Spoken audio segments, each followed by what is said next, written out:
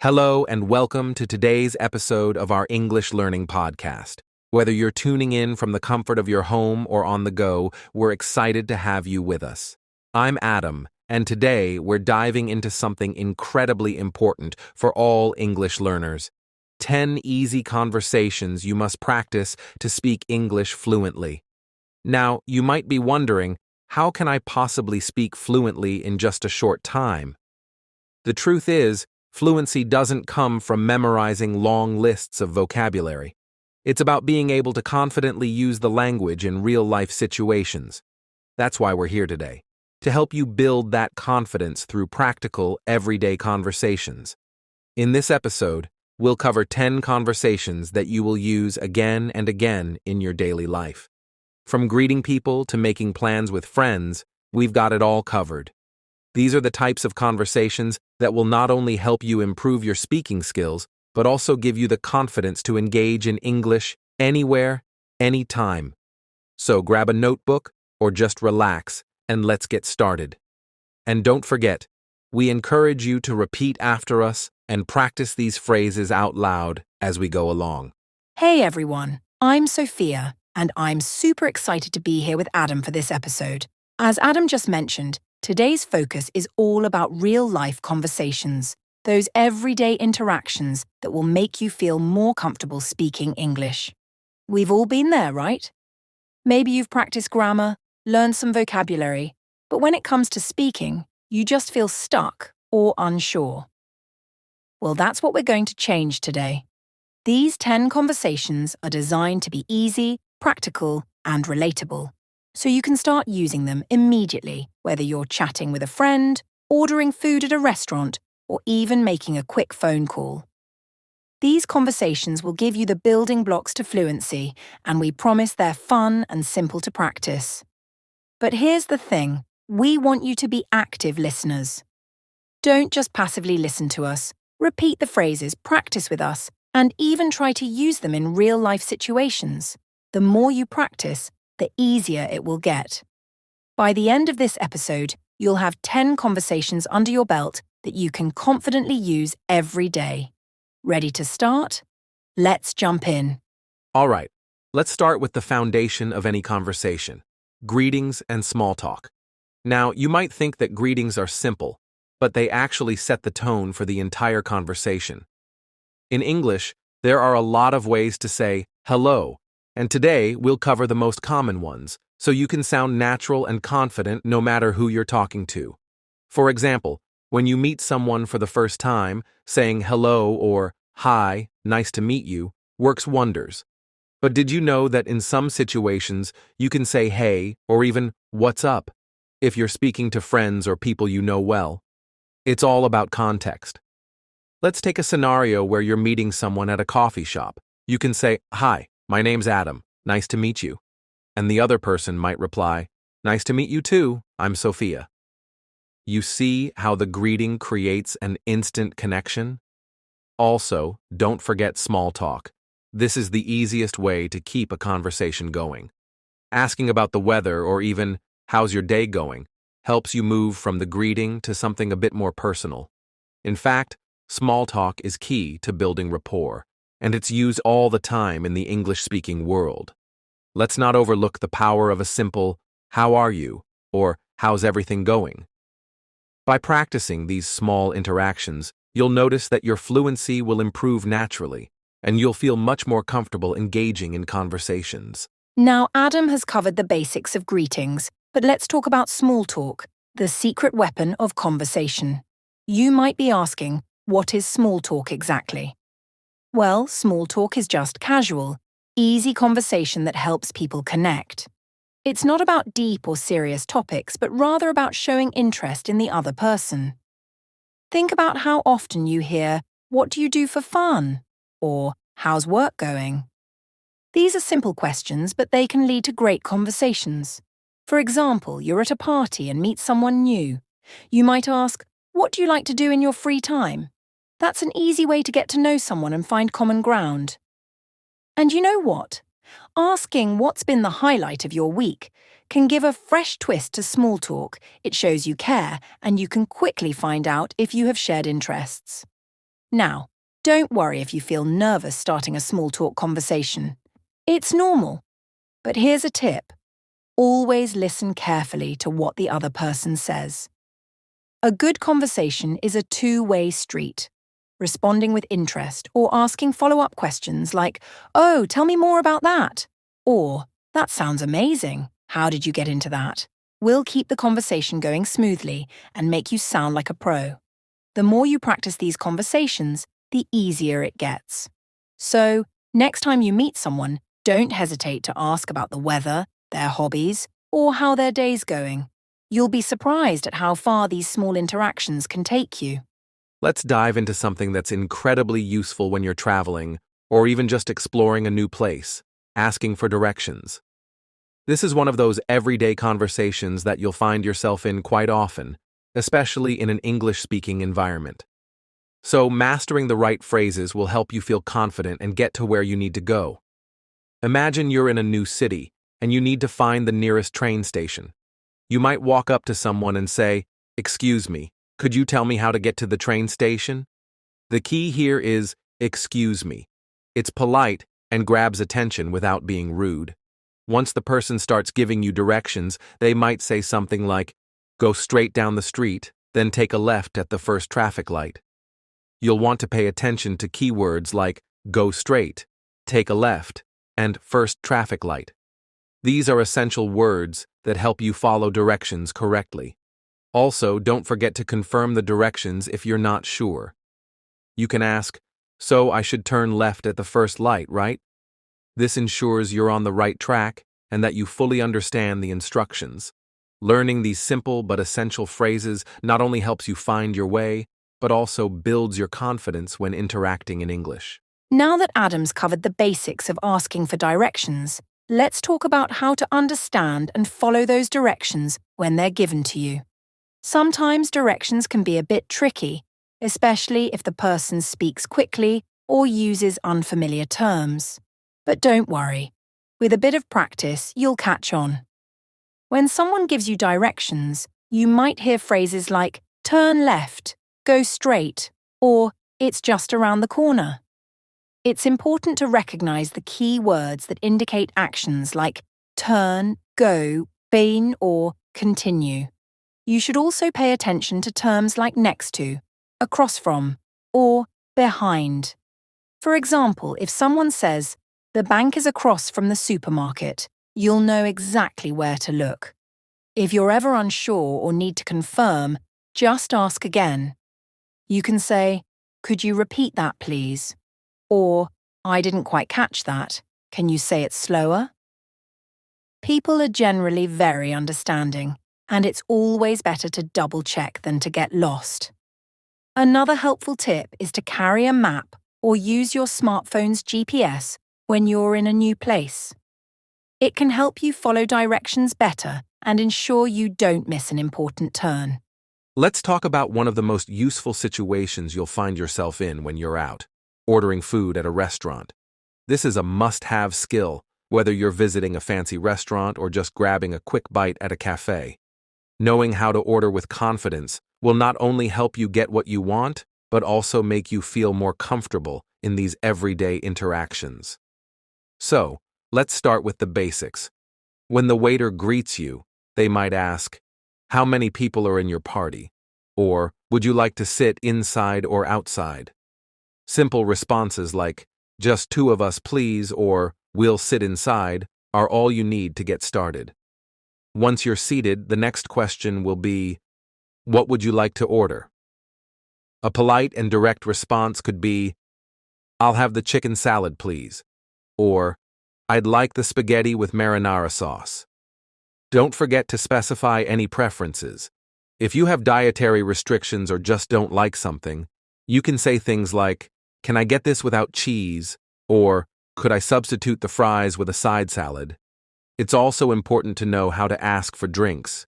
"Can I have a glass of water?" or "I'll have a Coke, please." Small but simple phrases like these will help you feel at ease when ordering. Plus, don't forget to be polite and say please and thank you. Now that Adam's covered the basics of ordering your food, let's go a bit deeper into how to customize your order and ask for more details about the menu. This is important because sometimes the menu can have dishes with unfamiliar ingredients or options that you might not want, and knowing how to ask for substitutions or ask questions will make a big difference. For example, when ordering, you might come across items that you're not familiar with. Instead of guessing, you can ask, "What's in this dish?" Or, "Could you tell me more about the special of the day?" This helps ensure you know exactly what you're getting. If you're unsure about the portion size or the spiciness of a dish, you can ask, "Is this dish spicy?" Or, "How big are the portions?" These questions will help you make informed choices. If you're not sure how much something costs or want to stay within your budget, don't hesitate to ask, "How much is the soup of the day?" Or, "Do you have any specials?" When it comes time to pay, you can say, "Could we get the check, please?" Or simply, "Could I pay, please?" Always remember to thank the staff when they bring the bill and to leave a tip if appropriate. Lastly, don't forget to enjoy the experience. Ordering food in English doesn't have to be stressful. It's about making the experience pleasant and connecting with the people around you. Now, let's dive into a situation we all deal with regularly: shopping and making purchases. Whether you're browsing through a clothing store or picking up groceries, knowing how to navigate the shopping experience in English is essential. This chapter will teach you the key phrases and strategies to help you shop confidently, ask for help, and understand prices. When you first enter a store, a common greeting might be, "Hi, how can I help you?" Or, "Welcome to our store." You can reply with a simple, "I'm just looking around, thanks." Or if you need assistance, "I'm looking for a pair of shoes. Do you have any in size 8? Another useful question is, "Where can I find the electronics section?" If you're looking for a specific department. When you're ready to purchase something, you'll need to ask about the price. A simple way to do this is, "How much is this?" Or, "What's the price of this jacket?" You might also want to ask if there are any promotions or discounts, so you could say, "Do you have any sales today?" Or, "Is there a discount on this item?" And when you're ready to pay, use phrases like, "I'd like to pay with a credit card," or, "Can I use cash?" Don't forget to say "thank you" when you finish your transaction. It's polite and appreciated. Now that Adam has covered the basics of navigating a store, let's look at how you can ask for help, try things on, and handle those tricky situations where you need to return or exchange an item. This is where being specific in English really helps. For example, when you're not sure if an item is in your size, you can ask the salesperson, "Do you have this in a smaller size?" Or, "Is this available in another color?" If you want to try something on, simply ask, "Where's the fitting room?" Or, "Can I try this on?" What if you change your mind after purchasing an item, or if you realize it's the wrong size? No problem. You can ask, "I'd like to return this, please." Or, "Can I exchange this for a different size?" If you've lost your receipt, you can say, "I don't have the receipt, but I'd like to exchange this item." Also, a little tip when you're at the counter. If you need to know how much you owe, you can say, "Can you tell me the total, please?" Or simply, "How much is that altogether?" Being clear and polite when shopping in English not only helps you get what you need, but also makes the whole process easier and more enjoyable. Plus, these conversations are great practice for mastering everyday English interactions. Let's move on to an important skill: making an appointment. Whether you're scheduling a doctor's visit, booking a hair salon appointment, or even arranging a meeting with a friend, knowing how to make appointments confidently is essential for navigating daily life in English. Let's start with some basics. When you first call to make an appointment, you'll probably hear, "Good morning, how can I help you?" And your response could be, "Hi, I'd like to make an appointment for a haircut, please." It's always good to specify what kind of appointment you're looking for right away. You might be asked about the time, so you can say, "I'm available on Wednesday afternoon, around 3 p.m. Or, "Do you have any openings on Thursday morning?" If you're flexible, you can ask, "What times are available?" Or, "When is the next available slot?" Once you've agreed on a time, don't forget to confirm it by saying, So, I'll see you on Wednesday at 3 p.m., right? And if you need to cancel or reschedule, just call ahead and say, I need to cancel my appointment for tomorrow, please, or can I reschedule for next week? Being polite and clear when making appointments shows respect for the other person's time while ensuring you get the best service.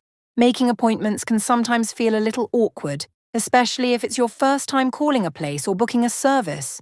But don't worry, let's go through a few more phrases to make sure you're ready for anything.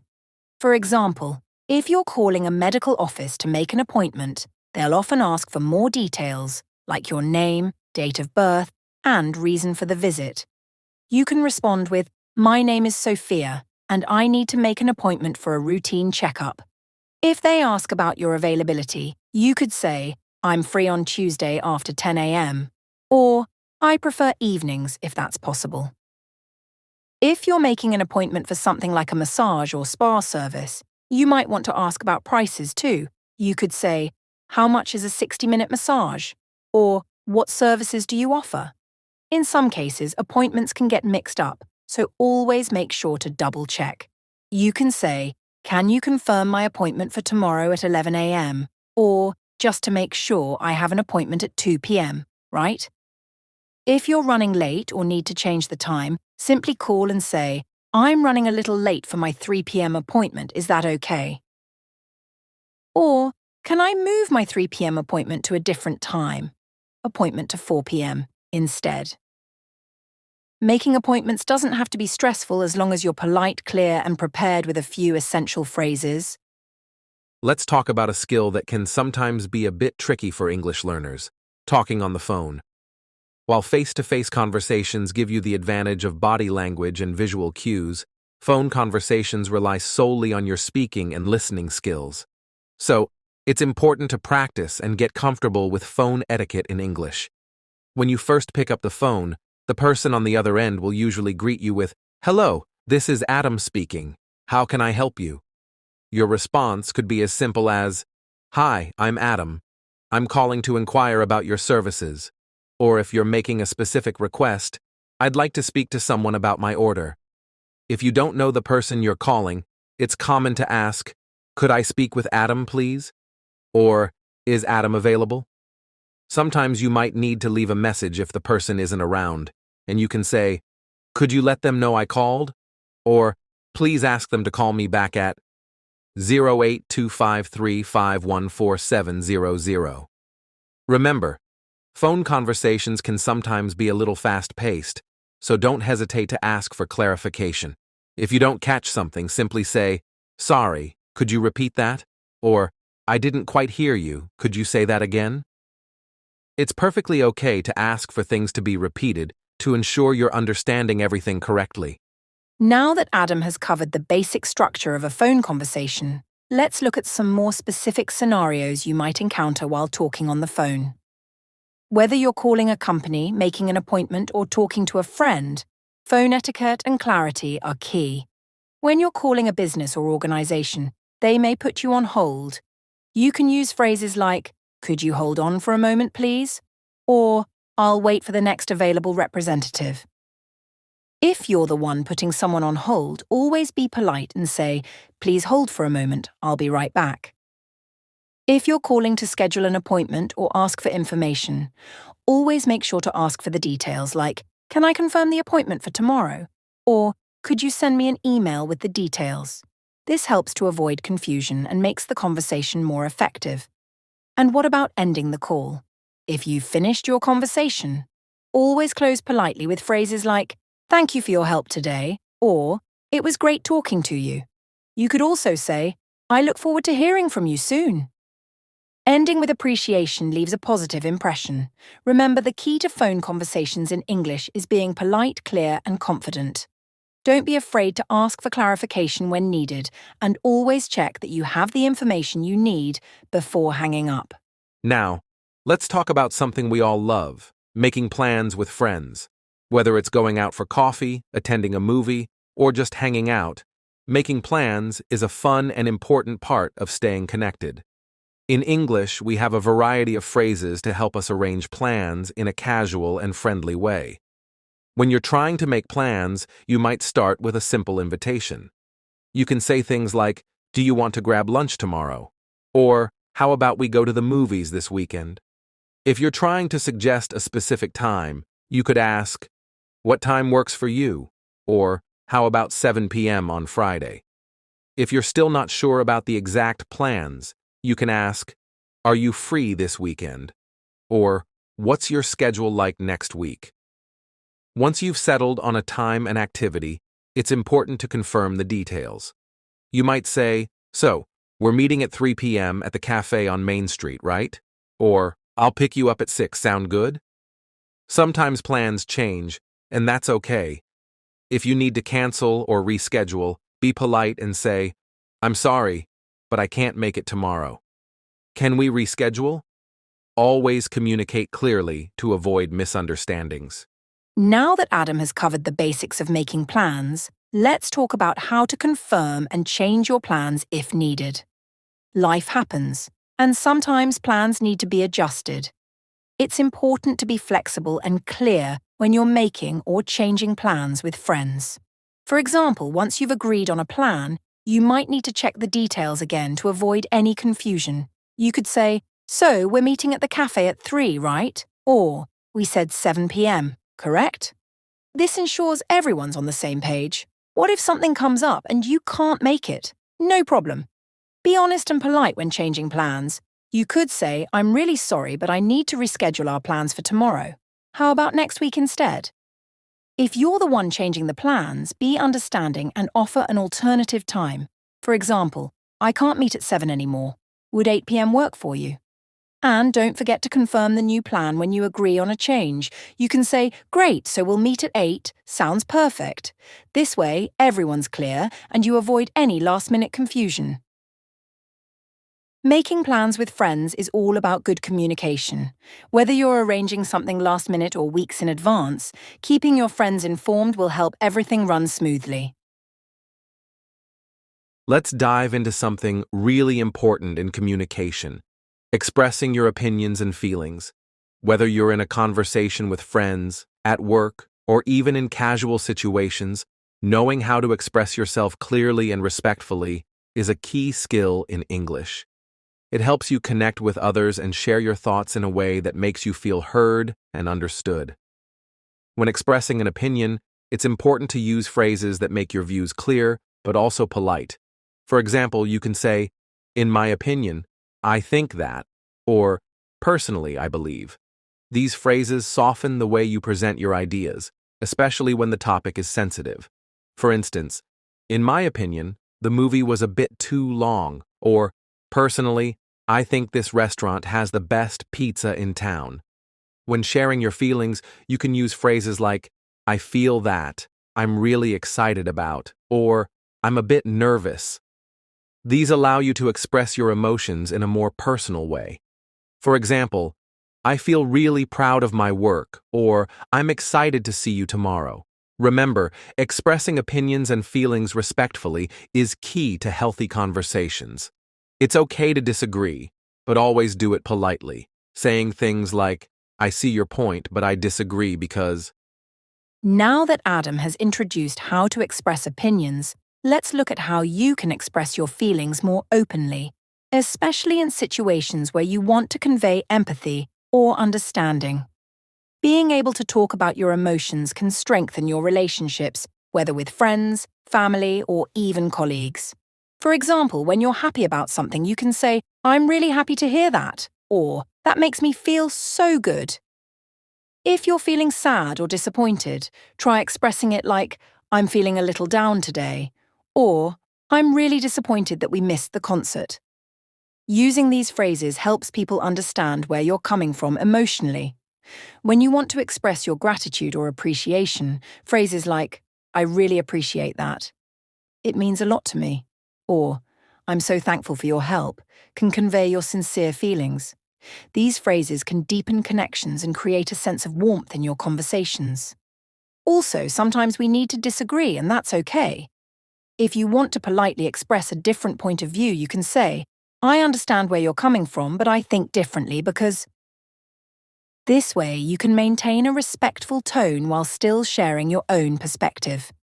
Being honest about how you feel, whether positive or negative, is an important part of healthy communication. And with practice, you'll feel more comfortable doing it in English. Emergencies are situations where clear and quick communication is key. Whether you're in a life-threatening situation, in need of assistance, or simply caught in a stressful moment, knowing how to ask for help in English can make all the difference. Let's start with something really important: medical emergencies. If you find yourself in a medical crisis, or someone around you does, you need to get help immediately.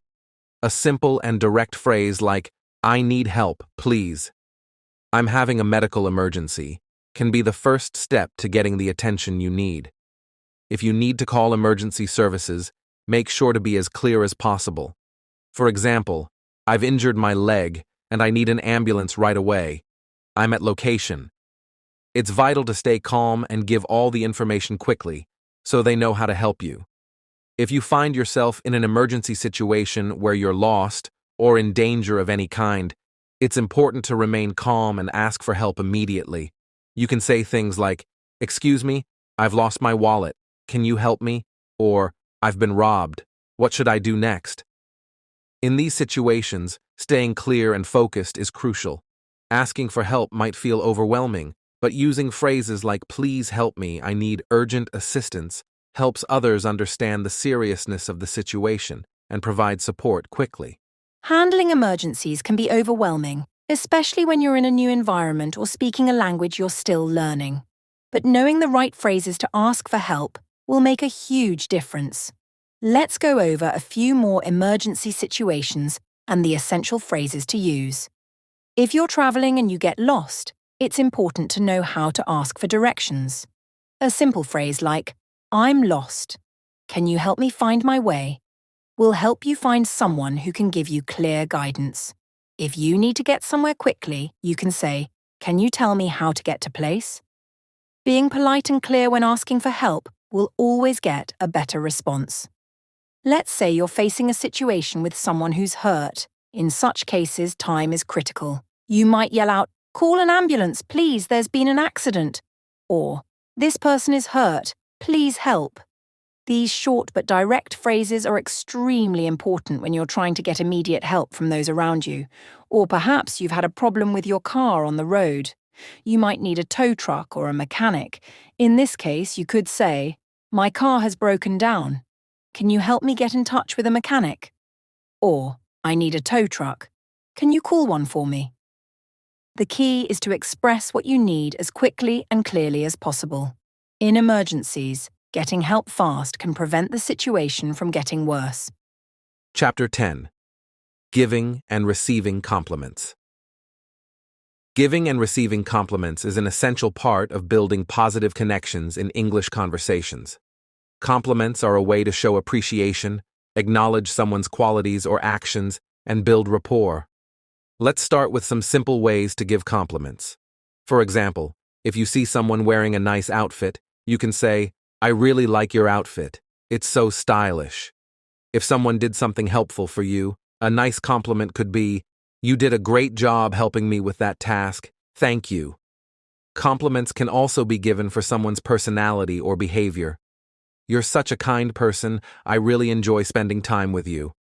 On the other hand, receiving compliments graciously is also important. If someone compliments you, you can respond with a simple, "Thank you so much," or, "I really appreciate that. You're too kind." A polite way to return the compliment could be, "You look great as well. I love your style." Remember, the key is to be genuine and sincere when giving and receiving compliments. It helps create a positive atmosphere and strengthens relationships. A good compliment can brighten someone's day, so don't be afraid to share one. Let's take a deeper look into giving compliments. Complimenting others is not just about praising someone's appearance, but also recognizing their hard work and talents. If you're at work and someone completes a project well, you can say, "I'm impressed with how quickly you finished this project. You really know what you're doing." If you're complimenting a colleague's presentation skills, you might say, "That was an excellent presentation. You really kept everyone engaged. Compliments don't always have to be related to physical appearance or work performance. It could be something as simple as recognizing someone's positive attitude. For instance, "You always bring such a positive energy to the team. It's a pleasure working with you." Compliments like these go a long way in showing appreciation and boosting the person's confidence.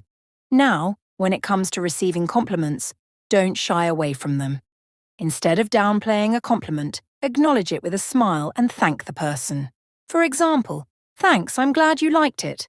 If someone compliments your cooking, a response like, "I'm so happy you enjoyed it. I love cooking for others," shows both humility and appreciation. It's a way of building relationships and reinforcing a friendly and positive atmosphere. Chapter 11. Talking about hobbies and free time. Talking about hobbies and free time is a great way to connect with others in a more relaxed setting. It helps you bond over shared interests and learn new things from people you meet. Hobbies are a part of life that bring joy, relaxation, and creativity, so discussing them in English can be fun and educational. You can start by asking questions like, "What do you like to do in your free time?" Or, "Do you have any hobbies you enjoy?" These types of questions help you get to know someone better and open the door for interesting conversations. If someone says they like reading, you can ask, "What kind of books do you enjoy?" Or, if they love sports, you might say, "Which sports do you play?" You can also talk about your own hobbies. For example, you could say, "I really enjoy painting. It's a great way for me to relax after a busy day." Or if you're into cooking, you might say, "I love trying new recipes, especially desserts." Remember, talking about hobbies isn't just about exchanging information, but also sharing your passions and learning more about the people around you. Discussing hobbies is one of the best ways to find common ground with people. Not only does it help with language practice, but it also leads to fun conversations about shared interests. When talking about hobbies, you don't always have to stick to traditional ones like sports or reading. People might enjoy things like photography, gardening, or even collecting things. For example, if someone tells you they're interested in photography, you might ask, "What kind of photography do you like? Landscapes, portraits, or something else?" If they're into fitness, you could say, "How do you stay active? Do you enjoy any particular sport?" You can also talk about how you spend your free time. For instance, if you like hiking, you might say, "I love going hiking on the weekends. It's a great way to enjoy nature and get some exercise." Or if you enjoy watching movies, you could say, "I like watching movies, especially comedies. They help me relax and unwind." The key to a great conversation about hobbies is to show interest in the other person's activities, share your own interests, and explore ways you can enjoy them together. It's also a great way to practice your English by discussing things you're passionate about. Chapter 12. Talking about family. Talking about family is a common and meaningful topic in many conversations. It helps people connect on a personal level and share important aspects of their lives. In English, discussing family usually starts with basic questions like, "Do you have any siblings?" Or, "Are you close to your family?" If you're talking about your own family, you might say something like, "I have 2 brothers and a sister. We're a close-knit family, and we like to spend weekends together." When speaking about a parent or family member, you can also use affectionate terms like, "My mom is amazing. She always knows how to make me feel better." If you're meeting someone and want to learn about their family, you could ask, "Do you come from a big family?" Or, "Tell me about your family." These types of open-ended questions allow people to share more about their background and offer a glimpse into their personal life. Family is often one of the most important parts of a person's life, so having a conversation about it can strengthen your relationship with others. Remember, when talking about family, respect is important, so make sure to listen actively and show genuine interest. Family is one of those universal topics that nearly everyone can relate to. When talking about family in English, you can mention the structure of your family, the relationships you have with each member, and the things you enjoy doing together. For instance, you might say, "My parents live in a different city, but I visit them every holiday. I miss them a lot." If you have children, you could talk about their interests. Like, my son loves playing soccer. He's on a local team. Or you could say, I have a lot of cousins, and we often get together for family events.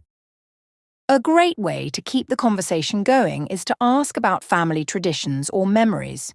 For example, you might ask, what's a special tradition your family has? Or, what's your favorite childhood memory with your family? These types of questions show interest in the other person's life and can lead to deeper conversations. Don't forget, when someone talks about their family, it's a sign of trust. Show that you appreciate their openness by being kind, attentive, and engaged in the discussion. Chapter 13. Talking about work and careers. Work is a major part of our lives, and it's a common topic in many English conversations. Talking about your career or job involves discussing what you do, how you feel about it, and what goals you have. For example, you can start by saying, I work as a software engineer. I love solving complex problems, but sometimes it can get stressful. Or if you're just starting out in your career, you might say, I'm looking for my first job in marketing. I've been applying to different companies lately.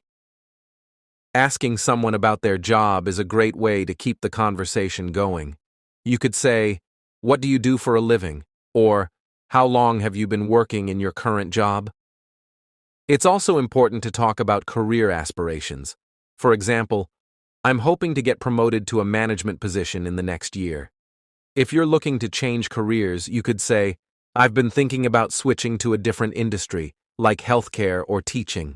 Remember, when talking about work, people enjoy hearing about your passions and future goals, so make sure to share what excites you about your career. When it comes to discussing work, everyone has different experiences and stories to share. If you're talking about your job, you might focus on what you enjoy about it. For example, I work as a graphic designer, and I really enjoy the creative process of making designs that communicate messages visually. Alternatively, if you don't like your job, you could express it in a more diplomatic way. For example, I've been working in customer service for a few years, and although it's been a good experience, I'm looking for new challenges. Asking others about their work can help you understand their interests and experiences better. You might ask, what inspired you to get into your field? Or, what's the most rewarding part of your job? These questions can lead to interesting and engaging conversations. Work also brings up many conversations about work-life balance. You can ask someone, how do you balance work and personal life? Or, what do you like to do outside of work? Talking about work and career ambitions allows people to express what they care about and where they see themselves in the future. Chapter 14. Talking about current events. Discussing current events is an important way to stay connected with the world around you. It's a way to practice your language skills while also staying informed about what's happening globally. You can begin by asking, have you heard about recent news? Or, what do you think about the latest developments in topic? When talking about news, it's essential to be sensitive and respectful, especially when the topic might be controversial. You can say, I read an article about topic. What are your thoughts on that? This shows you value the other person's opinion and encourages an open exchange of ideas. Another way to talk about current events is by focusing on lighter topics like entertainment or sports. For example, have you seen the latest episode of that show? It was so exciting. Or, did you catch the game last night? Remember, when discussing current events, try to avoid strong opinions that might lead to disagreements. Instead, keep the conversation open, share perspectives, and listen to what others have to say. Talking about current events is an excellent way to stay engaged with the world and connect with others over shared interests. You can start a conversation by asking, what's your opinion on the latest news about topic? Or, have you heard about the new movie that just came out? What do you think? In addition to global events, discussing local news or community events can also be interesting. For example, there's a local festival coming up next weekend. Are you planning to go? Or, I heard there's a new restaurant opening downtown. Have you tried it? Be mindful of the tone of the conversation. While discussing current events, it's important to stay informed and be open-minded about different perspectives. Avoid arguments or strong opinions that might cause tension, especially if the topic is controversial. Also, current events can include positive stories like technological advancements, celebrity news, or uplifting stories about people making a difference. For example, I saw a great story about a charity helping the homeless. It really touched me. By discussing current events, you can keep the conversation fresh and relevant while improving your English skills through real-world topics. And that brings us to the end of today's episode. We've covered so many valuable conversations that will help you improve your English fluency. Everything from greetings and small talk to handling emergencies, making plans, and even discussing work, travel, and current events. The key takeaway from all of this? Practice, practice, practice. The more you engage in these conversations, the more natural your English will become. Don't be afraid to make mistakes. Learning a language is a journey, not a race. Every conversation you have, whether with a friend, a stranger, or even just speaking to yourself in the mirror, helps you get one step closer to fluency. And remember, confidence is just as important as vocabulary. Speak boldly, even if you're unsure. Most people will appreciate your effort and be happy to communicate with you. If you ever feel stuck, go back and listen to this podcast again. Practice the conversations and try using them in real life. Before we wrap up, don't forget to subscribe to our channel so you never miss an episode. And if you found today's podcast helpful, share it with a friend who's also learning English. Now let's hear some final words from Sophia. Absolutely, Adam. I couldn't agree more. Learning English is all about consistency and confidence. Even if you only practice for a few minutes every day, that effort adds up over time. So, challenge yourself. Try using one of these conversations the next time you meet someone new or when you're out shopping, ordering food, or making plans. And don't just listen, speak out loud. Repeating phrases, mimicking natural speech, and practicing pronunciation will make a huge difference in how comfortable you feel using English in real conversations.